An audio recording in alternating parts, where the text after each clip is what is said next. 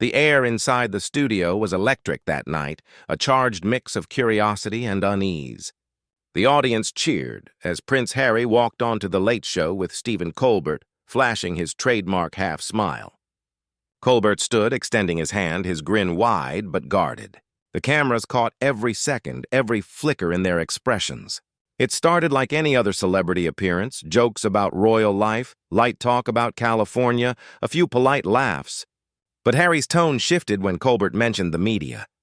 His smile vanished. The laughter stopped. Harry leaned forward, voice steady but sharp.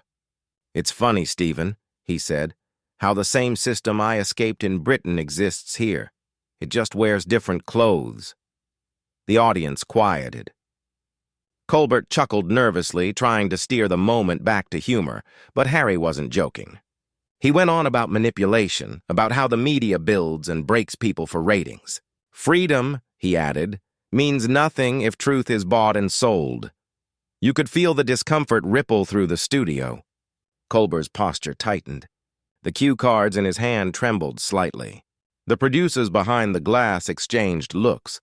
This wasn't the interview they planned. Colbert forced a smile. "Well," he said lightly, "I guess you've been thinking about this a lot."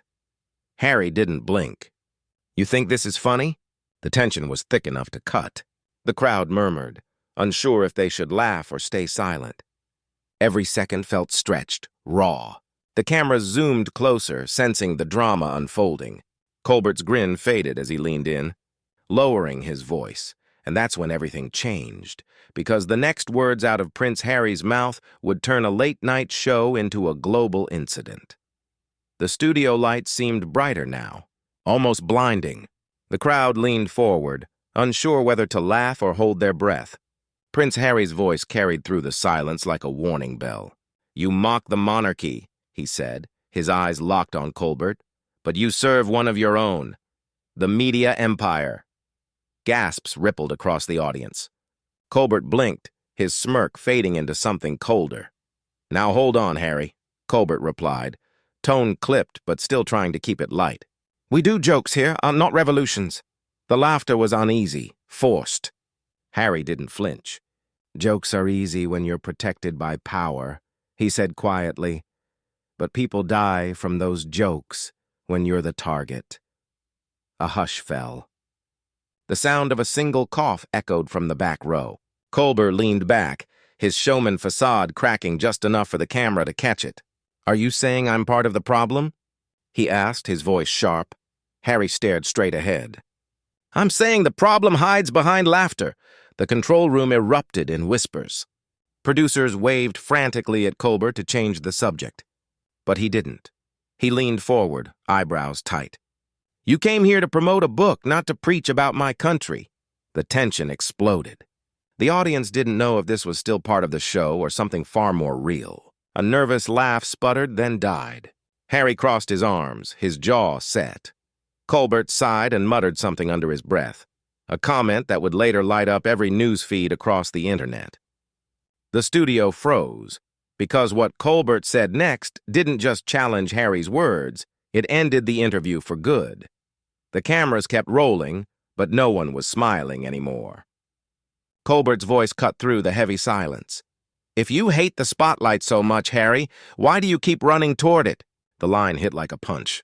The audience gasped, half in shock, half in awe of Colbert's nerve. Harry's face stiffened, the polite charm gone, replaced by something colder, sharper. He stood up slowly, the chair scraping loudly against the studio floor. "I came here to talk about truth," he said, his accent tight with anger. "But you just proved my point. It's all performance to you." Colbert's smirk faltered. "Oh, come on, sit down, it's a show," he said, his tone half apologetic, half challenging. But Harry was already pulling off his mic. Behind the scenes, chaos erupted. A producer shouted, "Cut to commercial!" But the switch came seconds too late. The audience didn't know whether to clap, boo, or stay dead silent. Some phones came up, recording against the rules. Security edged closer to the stage, discreet but tense. Colbert tried to salvage it. "Ladies and gentlemen, Prince Harry," he said with forced cheer, but Harry didn't turn back.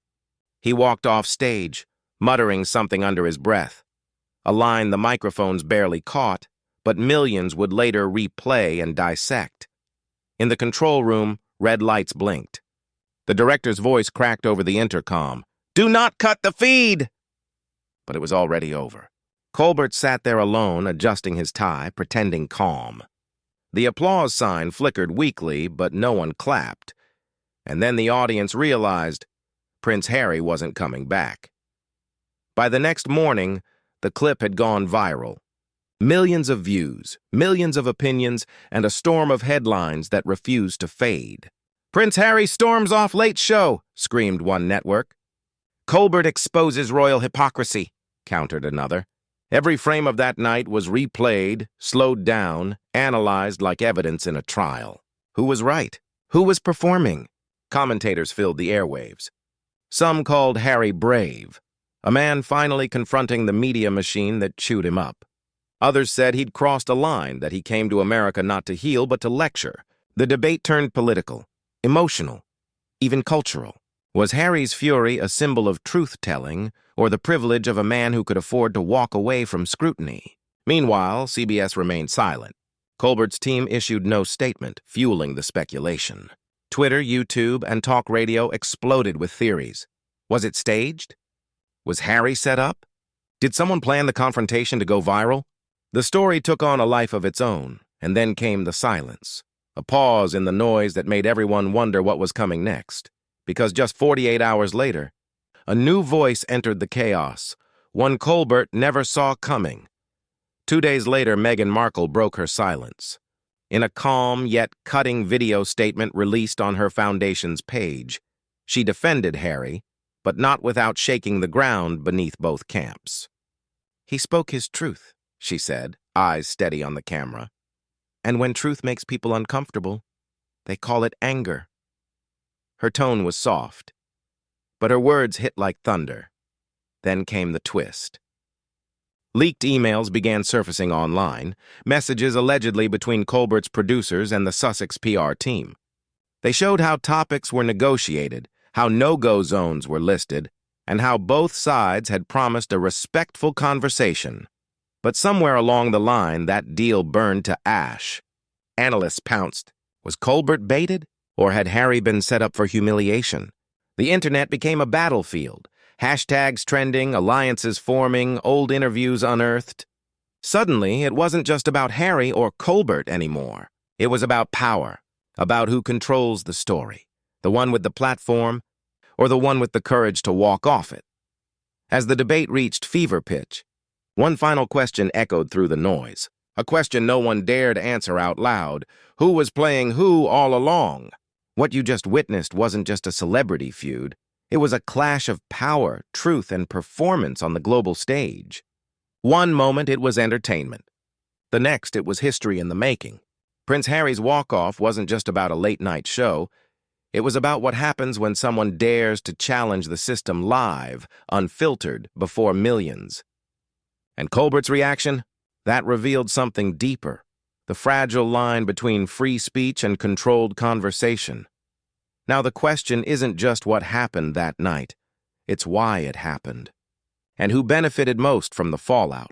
Was it a spontaneous meltdown or a perfectly timed explosion engineered by the very media machine Harry condemned? We may never know the full truth, but you and I both know this story isn't over. So here's what I want from you. Don't just watch, join the conversation. Drop your thoughts in the comments. Was Harry right to walk away, or did Colbert simply do his job? Whose truth do you believe? Hit like if you believe the system is cracking. Subscribe if you want more deep, unfiltered breakdowns of the stories the mainstream won't touch. And turn on that bell, because what's coming next might just change how you see every show on TV.